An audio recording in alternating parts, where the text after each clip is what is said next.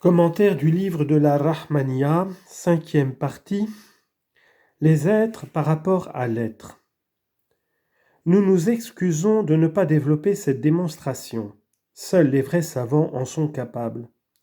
L'imam al-Razali a dit dans le Mishkat al-Anwar, les maîtres spirituels se sont élevés du sens figuré jusqu'au cœur de la réalité, et en complétant leurs investigations, ils ont vu avec évidence et clarté qu'il n'y a rien dans l'existence sauf Dieu, et que toute chose est périssable sauf sa face.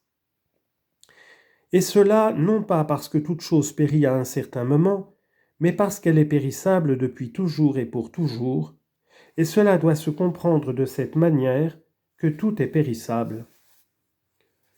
Or, toute chose en dehors de Dieu, si on la considère par rapport à son essence comme telle, n'est qu'un pur néant.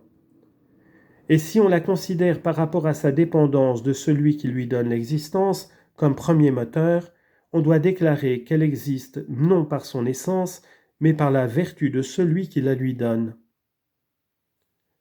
On peut donc considérer chaque chose sous deux rapports, soit par rapport à elle-même, soit par rapport à Dieu. Par rapport à elle-même, elle est un pur néant. Par rapport à Dieu, elle possède l'existence. Donc il n'existe rien en dehors de Dieu et de sa face. De plus, si chaque chose est périssable et depuis toujours et pour toujours, sauf la face de Dieu, il n'est pas nécessaire que ces choses entendent au jour de la résurrection l'appel à qui appartient le pouvoir aujourd'hui, à Dieu seul le Tout-Puissant. Car cet appel, les êtres existants l'entendent continuellement. Mais ils ne comprennent pas le sens de cette parole « Dieu est plus grand », c'est-à-dire est plus grand que tout ce qui n'est pas Dieu. Que Dieu pardonne cette expression. Puisqu'il n'existe rien avec lui et que nul autre ne possède le degré de l'existence avec lui, mais aucune autre chose ne possède l'existence que parce qu'il la lui donne, donc seule sa face existe. Et il est impossible de dire qu'il est plus grand que sa face. Le sens de cette formule est donc celui-ci. Il est plus grand que celui qu'on appelle plus grand dans le sens que rien ne peut lui être comparé ou assimilé.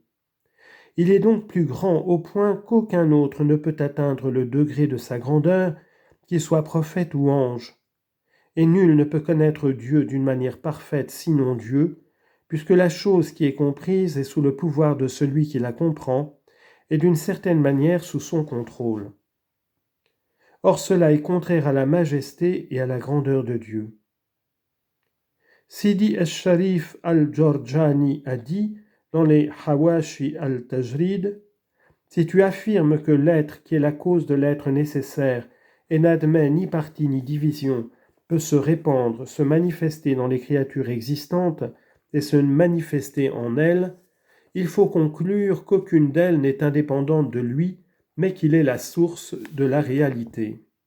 Mais qu'il est la source et la réalité.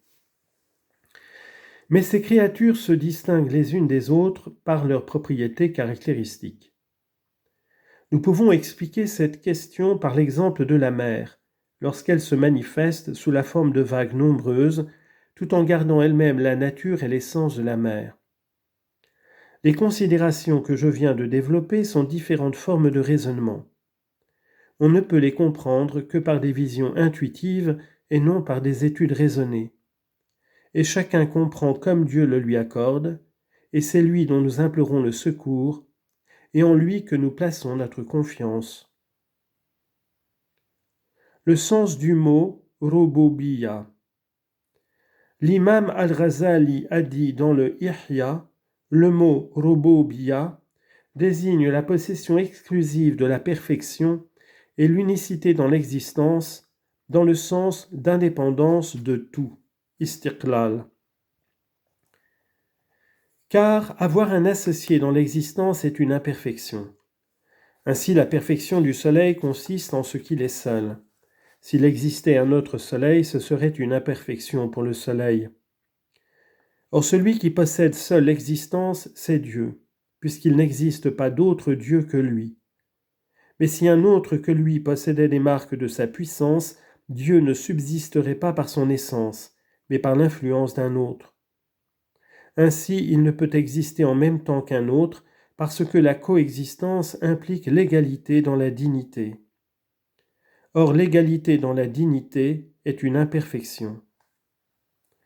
De même que l'illumination des contrées par le soleil n'est pas une imperfection dans le soleil, mais au contraire un effet de sa perfection.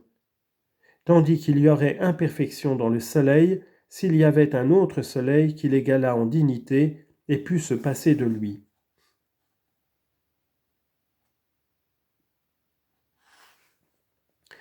Ainsi, l'existence de tout ce qu'il y a dans le monde procède de l'illumination de la lumière de la puissance divine, de manière à ce que ces êtres existent d'après lui et non avec lui. Il résulte que le sens du mot robobia, souveraineté, inclut l'exclusivité dans l'existence par rapport à tout être. L'auteur ajoute, après cela, la plus haute perfection consiste en ce que tout autre que toi n'existe que par toi.